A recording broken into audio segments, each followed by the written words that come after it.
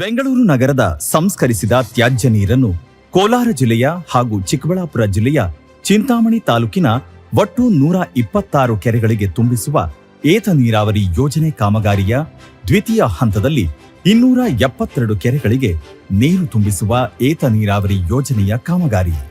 ಪ್ರಸ್ತುತ ಕೋರಮಂಗಲ ಚಲ್ಲಘಟ್ಟ ವ್ಯಾಲಿ ಯೋಜನೆಯ 2ನೇ ಹಂತದ 5ನೆಯ ಪಂಪಿಂಗ್ ಕೇಂದ್ರವಾದ ಲಕ್ಷ್ಮೀಸಾಗರ ಪಂಪ್ ಹೌಸ್ನಿಂದ 5.28 ದಶಲಕ್ಷ ಲೀಟರ್ ನೀರನ್ನು ಪಂಪ್ ಮಾಡಿ ಕೋಲಾರ ತಾಲೂಕಿನ 11 ಕೆರೆಗಳನ್ನು ತುಂಬಿಸುವ ಹಾಲಿ ಯೋಜನೆಯ RP 1ರಿಂದ 1 ದಶಲಕ್ಷ ಲೀಟರ್ ನೀರನ್ನು ಏರು ಕೊಳವೆ ಮಾರ್ಗದ ಮೂಲಕ ಕೋಲಾರ ತಾಲೂಕಿನ 4 ಕೆರೆಗಳನ್ನು ತುಂಬಿಸುವ ಹಾಲಿ ಯೋಜನೆಯ RP 2 ಡೆಲಿವರಿ ಚೇಂಬರ್ನಿಂದ 4.95 ದಶಲಕ್ಷ ಲೀಟರ್ ನೀರನ್ನು ಗುರುತ್ವಾಕರ್ಷಣೆಯ ಮೂಲಕ ಕೋಲಾರ ತಾಲೂಕಿನ 15 ಕೆರೆಗಳನ್ನು ತುಂಬಿಸುವ ಒಟ್ಟಾರೆಯಾಗಿ 11.23 ದಶಲಕ್ಷ ಲೀಟರ್ ನೀರನ್ನು ಪಂಪ್ ಮಾಡಿ ಕೋಲಾರ ಜಿಲ್ಲೆಯ ಕೋಲಾರ ತಾಲೂಕಿನ 30 ಕೆರೆಗಳನ್ನು ತುಂಬಿಸುವ ಯೋಜನೆಗೆ ಚಾಲನೆ ನೀಡಲು ಕಾರ್ಯಕ್ರಮ ಹಮ್ಮಿಕೊಳ್ಳಲಾಗಿದೆ.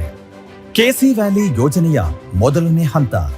ಕೆಸಿ ವ್ಯಾಲಿ ಯೋಜನೆಯ ಮೊದಲನೇ ಹಂತದ ಕಾಮಗಾರಿಯನ್ನು ಮೆಘಾ ಇಂಜಿನಿಯರಿಂಗ್ ಮತ್ತು ಇನ್ಫ್ರಾಸ್ಟ್ರಕ್ಚರ್ ಲಿಮಿಟೆಡ್ ಹೈದರಾಬಾದ್ ಅವರಿಗೆ ಟರ್ನ್ ಕೀ ಆಧಾರದ ಮೇಲೆ 1,342 ಕೋಟಿ ರೂಪಾಯಿಗಳಿಗೆ ವಹಿಸಲಾಗಿದ್ದು, ಗುತ್ತಿಗೆದಾರರು ಕಾಮಗಾರಿಯನ್ನು ದಿನಾಂಕ 25/6/2016 ಪ್ರಾರಂಭ ಮಾಡಿ ಪೂರ್ಣಗೊಳಿಸಲಾಗಿದ್ದು, ದಿನಾಂಕ 2/6/2018 ಪ್ರಾಯೋಗಿಕವಾಗಿ ಚಾಲನೆ ಮಾಡಲಾಗಿರುತ್ತದೆ.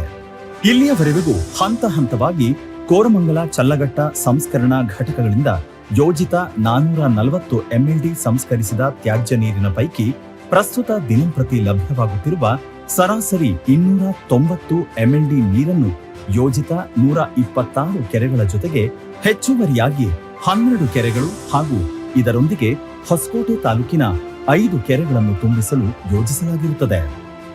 ಇಲ್ಲಿಯವರೆಗೆ ಎಲ್ಲ 143 ಕೆರೆಗಳಿಗೆ ಮತ್ತು 133 ಚೆಕ್ ಡ್ಯಾಂಗಳಿಗೆ ಒಟ್ಟು 13.50 TMC ನೀರನ್ನು ಏತ ನೀರಾವರಿ ಮೂಲಕ ಪಂಪ್ ಮಾಡಿ ಪೂರ್ಣ ಪ್ರಮಾಣದಲ್ಲಿ ತುಂಬಿಸಲಾಗಿರುತ್ತದೆ. ಪ್ರಸ್ತುತ ಈ ಯೋಜನೆಯು ನಿರ್ವಹಣೆ ಮತ್ತು ಪೋಷಣೆ ಅಡಿಯಲ್ಲಿರುತ್ತದೆ. ಕೆಸಿ ವ್ಯಾಲಿ ಯೋಜನೆಯ 2ನೇ ಹಂತ. ಕೆಸಿ ವ್ಯಾಲಿ ಯೋಜನೆಯ 2ನೇ ಹಂತದಲ್ಲಿ ಮೊದಲನೇ ಹಂತದಲ್ಲಿ ತುಂಬಿಸಲಾಗುತ್ತಿರುವ ಕೆರೆಗಳ ಸ್ಯಾಚುರೇಷನ್ ಪಾಯಿಂಟ್ ತಲುಪಿದ ನಂತರ 9 ಕಡೆ ಪಂಪ್ ಹೌಸ್ಗಳನ್ನು ನಿರ್ಮಿಸಿ ವಿವಿಧ ರಿಡ್ಜ್ ಪಾಯಿಂಟ್ಗಳಿಗೆ ಪಂಪ್ ಮಾಡಿ ನಂತರ ಬರುವ 272 ಕೆರೆಗಳಿಗೆ ಗುರುತ್ವ ಹರಿವಿನ ಮೂಲಕ ಒಂದು ಕೆರೆಯಿಂದ ಇನ್ನೊಂದು ಕೆರೆಗೆ ಸ್ವಾಭಾವಿಕ ನಾಲೆಗಳ ಮುಖಾಂತರ ತುಂಬಿಸಲು ಯೋಜಿಸಲಾಗಿದೆ. ಈ ಯೋಜನೆಯಡಿ ಕೋಲಾರ ಜಿಲ್ಲೆಯ 222 ಕೆರೆಗಳು ಹಾಗೂ ಚಿಕ್ಕಬಳ್ಳಾಪುರ ಜಿಲ್ಲೆಯ ಚಿಂತಾಮಣಿ ತಾಲೂಕಿನ 50 ಕೆರೆಗಳು ಹೀಗೆ ಒಟ್ಟಾರೆ 272 ಕೆರೆಗಳಿಗೆ ಅವುಗಳ ಸಂಗ್ರಹಣಾ ಸಾಮರ್ಥ್ಯದ 50% ನೀರನ್ನು ತುಂಬಿಸಲು ಯೋಜಿಸಲಾಗಿದೆ. ಸದರಿ ಕಾಮಗಾರಿಯನ್ನು ಗುತ್ತಿಗೆದಾರರಾದ Raghavendra Prabhakar Shetty, Aditya construction company, Denta properties ಮತ್ತು ಇನ್ಫ್ರಾಸ್ಟ್ರಕ್ಚರ್ ಪ್ರೈವೇಟ್ ಲಿಮಿಟೆಡ್ ಅವರೊಂದಿಗೆ ಜಾಯಿಂಟ್ ವೆಂಚರ್ 1ನೇ ದರ್ಜೆ ಗುತ್ತಿಗೆದಾರರಿಗೆ ಟರ್ನ್ ಕೀ ಆಧಾರದ ಮೇಲೆ 446.23 ಕೋಟಿ ರೂಪಾಯಿಗಳಿಗೆ ವಹಿಸಲಾಗಿದ್ದು, ಗುತ್ತಿಗೆದಾರರಿಗೆ ಕಾಮಗಾರಿ ಸ್ಥಳವನ್ನು ದಿನಾಂಕ 18/5/2022 ಹಸ್ತಾಂತರಿಸಲಾಗಿರುತ್ತದೆ. ಪಂಪ್ ಹೌಸ್ಗಳ ನಿರ್ಮಾಣದ ವಿವಿಧ ಹಂತದ ಪ್ರಗತಿ. ಪ್ರಸ್ತುತ ಈ ಯೋಜನೆಯಲ್ಲಿ 9 ಪಂಪಿಂಗ್ ಸ್ಟೇಷನ್ಗಳ ಪೈಕಿ 1 ಪಂಪ್ ಹೌಸ್ ಅನ್ನು ವೆಟ್ ರನ್ ಮತ್ತು 2 ಪಂಪ್ ಹೌಸ್ಗಳನ್ನು ಡ್ರೈ ರನ್ ಮಾಡಿ ಪ್ರಾಯೋಗಿಕವಾಗಿ ಚಾಲನೆ ಮಾಡಲಾಗಿರುತ್ತದೆ. ಇನ್ನುಳಿದ ಪಂಪ್ ಹೌಸ್ಗಳನ್ನು ಪ್ರಸಕ್ತ ಸಾಲಿನ ಅಂತ್ಯದೊಳಗೆ ಪೂರ್ಣಗೊಳಿಸಿ ಪ್ರಾಯೋಗಿಕವಾಗಿ ಚಾಲನೆ ಮಾಡಲು ಯೋಜಿಸಲಾಗಿದೆ.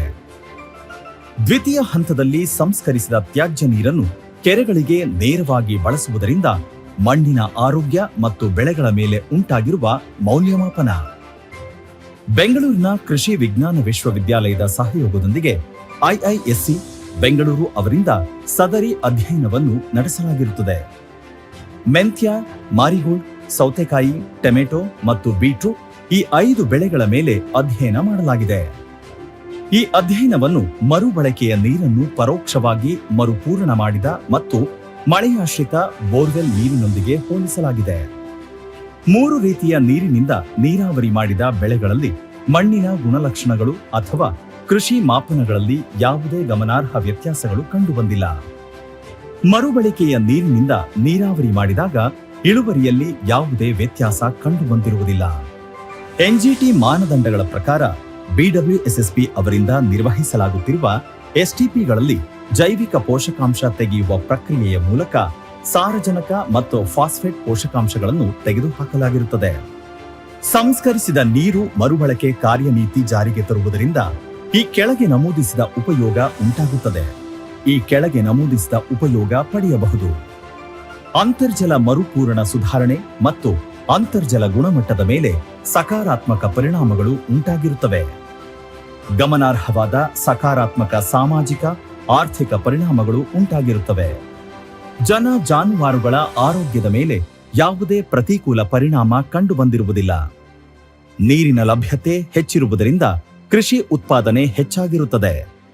ರೈತರ ಆದಾಯ ಗಣನೀಯವಾಗಿ ಹೆಚ್ಚಾಗಿದೆ.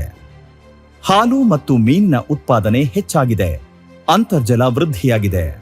ತ್ಯಾಜ್ಯ ಕೊಳಚೆ ನೀರು ಕೆರೆಗಳಿಗೆ, ನದಿ, ಕೊಳಗಳಿಗೆ ಹರಿಯುವುದು ನಿಂತು ಅವುಗಳ ಮಾಲಿನ್ಯ ನಿಯಂತ್ರಣವಾಗುತ್ತದೆ. ಪರಿಸರದ ಮೇಲೆ ಆಗುವ ಮಾಲಿನ್ಯವನ್ನು ನಿಯಂತ್ರಣದಲ್ಲಿ ಇಡಬಹುದು. ಉದ್ಯೋಗದ ಅವಕಾಶಗಳು ಹೆಚ್ಚುತ್ತವೆ. ಸಂಸ್ಕರಿಸಿದ ನೀರನ್ನು ಶೌಚಾಲಯ ಮತ್ತು ಮರ, ಗಿಡ ಬೆಳೆಸಲು ಹಾಗೂ ಉದ್ಯಾನವನದ ನಿರ್ವಹಣೆಗಾಗಿ ಬಳಸುವುದರಿಂದ ಶುದ್ಧ ನೀರಿನ ಬಳಕೆ ಕಡಿಮೆಯಾಗುತ್ತದೆ. ಜೀವ ಪರಿಸರ ಅಂದರೆ ಎಕಾಲಜಿಕಲ್ ಸಮತೋಲನ ಕಾಪಾಡಬಹುದು. ಈ ಯೋಜನೆಗೆ ವಿಶ್ವಸಂಸ್ಥೆಯಿಂದ ಮೆಚ್ಚುಗೆ ವ್ಯಕ್ತವಾಗಿದೆ. ಗೌರವಾನ್ವಿತ ಶ್ರೀ ಕ್ಸಾಬಾ ಕೊರೋಸಿ ತಮ್ಮ ತಾಂತ್ರಿಕ ತಜ್ಞರು ಮತ್ತು ತಂಡದೊಂದಿಗೆ ಕೆಸಿ ವ್ಯಾಲಿ ಯೋಜನೆಗೆ ಭೇಟಿ ನೀಡಿ ಯೋಜನೆಯನ್ನು ಶ್ಲಾಘಿಸಿದ್ದಾರೆ.